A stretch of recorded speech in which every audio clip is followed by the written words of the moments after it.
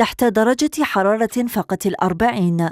يقف هؤلاء الشباب على حافة الطريق الوطني رقم 6 التابع لدائرة رجان في ولاية أضرار أقصى جنوب الجزائر. مهمتهم تقديم وجبات ساخنة لعابر السبيل في مبادرة خيرية بدأت منذ حلول شهر رمضان، شعارها إشراق تكافل ارتقاء.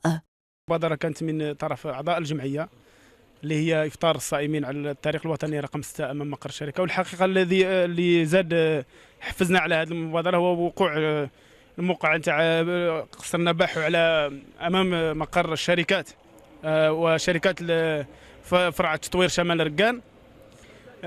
كما راكم تشوفوا هذا الموقع له أمامكم راهو موقع حساس جدا.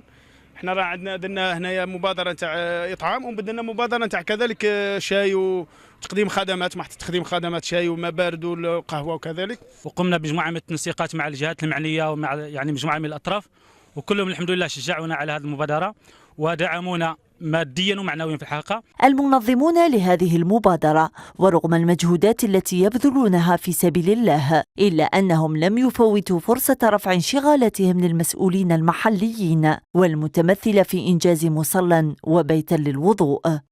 اللي رانا نعانوا منه حاليا وهو أنه نحتاج إلى قيام مسجد. كانت السلطات ما عطاتهاش ترخيص. هذه جوج مرات أنا نقدموا طلب للوالي بناء مسجد هنا ولو مصلى بسيط.